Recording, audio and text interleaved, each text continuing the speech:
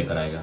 आप लोग रायशुमारी के लिए बैठक रखे, कहे थे कि 2 दिन में हम घोषणा कर देंगे धनबाद लोकसभा कैंडिडेट का, लेकिन अभी तक एक्चुअली जब बड़ी पार्टियां खामोश है तो कभी कभी मौन बहुत बड़ा हथियार का कार्य करता है।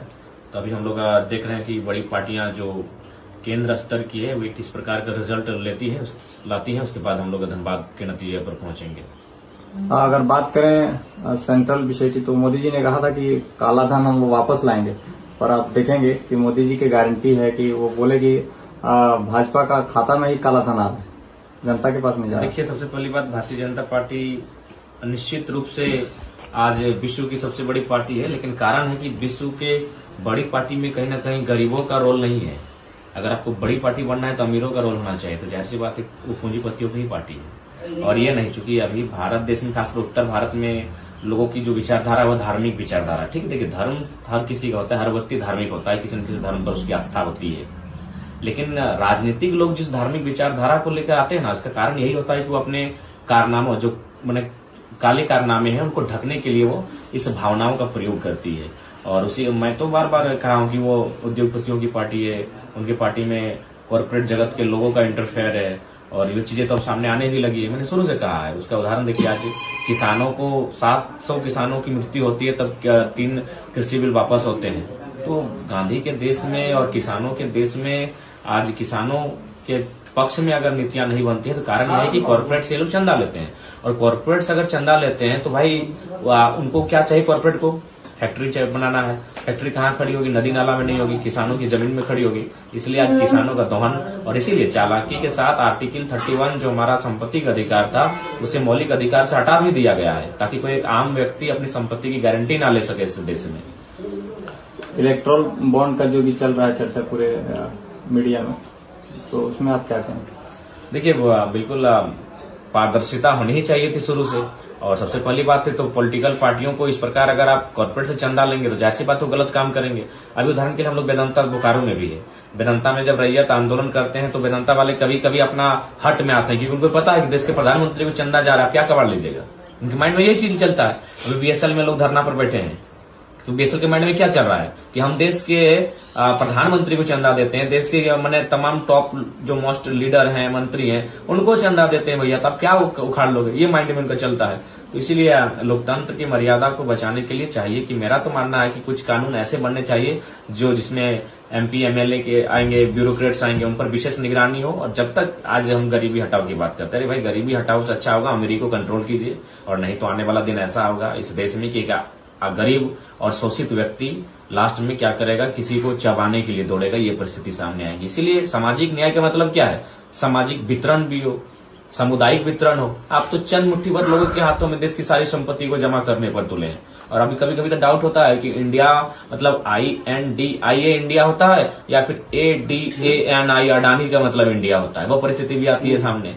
तो ये चीजें देखिए, आज प्रधानमंत्री विश्व गुरु होने का बात कहते हैं, महाशक्ति होने का बात कहते हैं। अरे भाई, जब गरीब व्यक्ति के पास भोजन नहीं, रोटी नहीं, और विश्व गुरु होने का दावा करते हैं तो ये हवाई बातें। इसीलिए सामाजिक न्याय का मतलब है सामुदायिक वितरण हो और मैक्सिमम लोगों के पास रोजगार के साधन उपलब्ध हो, आर्थिक उन्नति हो, तभी आप विश्व गुरु होने की बात कहेंगे। आप अंबानी और अडानी के नाते देश को विश्व गुरु नहीं बना सकते। जिस तरह से भाषा आंदोलन पर आप लोग लगातार मुख्य रूप से आप आगे आए इस आंदोलन को लेकर के, अभी आप देखेंगे कि नया नोटिफिकेशन आया जिसमें उड़िया और बांग्ला भाषा को ज्यादा तवज्जो दी जा रही है। झारखंड सरकार का एक नया नोटिफिकेशन आया।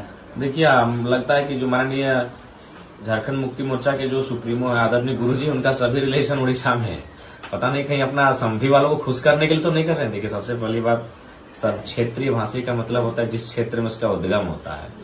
इसीलिए उन्हें प्राथमिकता देनी चाहिए थी यहाँ की जनजातीय भाषा की, यहाँ की झारखंड की जो सदानी भाषाएं हैं उनको प्राथमिकता देनी चाहिए थी। और यूएन की रिपोर्ट भी कहती है 2050 आते आते 8 भाषाएं लगभग संकट की स्थिति में रहेंगी या फिर खत्म होने की स्थिति में चली जाएंगी जो झारखंड की होंगी। तो ये इनको जब सरकार में बैठे हैं तो उन्हें इस विषय पर ध्यान देना चाहिए। चर्चा का विषय है कि मुख्यमंत्री के परिवार भी इस बार चुनाव लड़ेंगे।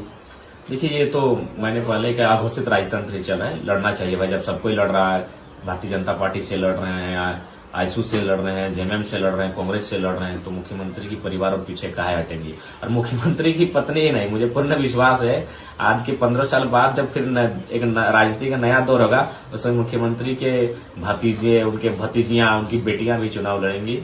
इस बात में कोई दो राय नहीं है। तो जब उन लोग चुनाव लड़ते हैं तो जनता सवाल नहीं करती है, जयराम जी जब चुनाव लड़ते हैं देखिए वही सबसे बड़ा दिक्कत है। इसी झारखंड में 5 उपचुनाव हुए, 5 उपचुनाव में परिवार के लोग जीते लेकिन कोई सवाल नहीं हुआ। लेकिन एक नया लड़का आया, सबको पेट में दर्द। इसका 2 कारण है। एक है 3 इडियट्स कि अगर दोस्त फेल हो जाए दुख होता है, दोस्त टॉप कर जाए तो महा दुख होता है। तो कुछ युवाओं को लगा कि बेटा वो लड़का हम क्यों नहीं, वो मेरे घर का क्यों नहीं, मेरा रिलेटिव्स क्यों नहीं। और एक कारण ये भी है कि पढ़ा लिखा लोग नहीं बर्दाश्त कर पाते हैं।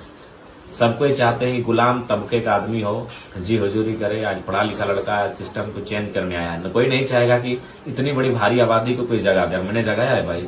आज लोगों को मैं संसद का मतलब बता रहा हूँ, वोट का मतलब बता रहा हूँ, वोट क्यों दिया जाता है उसका मतलब बता रहा हूँ, एक से एक ठेड़ एग्जाम्पल के साथ। तो मैं लीडर कम टीचर ज्यादा हूँ। तो ये चीजें लोगों को बर्दाश्त नहीं हो रही है। लोगों को गुलामी की आदत थी, झंडा डलवाने की आदत थी, तो वो चीजें अब तो हम लोग साइड कर रहे हैं। हम लोग नई पैटर्न के साथ पॉलिटिक्स कर रहे हैं जो लोगों को पसंद नहीं आ रहा। जेपीएससी का नोटिफिकेशन इतने कम समय में आता है और इतना जल्दी एग्जाम का डेट दे दिया जाता है। अगले 17 को एग्जाम है, संडे के दिन एग्जाम है। इतना कम समय करेक्शन फॉर्म भराया और करेक्शन के लिए भी टाइम नहीं दिया गया है। करेक्शन के लिए टाइम नहीं है, प्रिपरेशन के लिए टाइम नहीं है। देखिए इसमें सारी चीजें हैं कि सीटें पहले से बिक चुकी हैं। कुछ सीटें रहेंगी जिसमें चना वाला का बेटा, कोयला ठेलने वाला का बेटा, बालू ठेलने का बेटा, ये प्रेस के माध्यम से आपको पता चलेगा।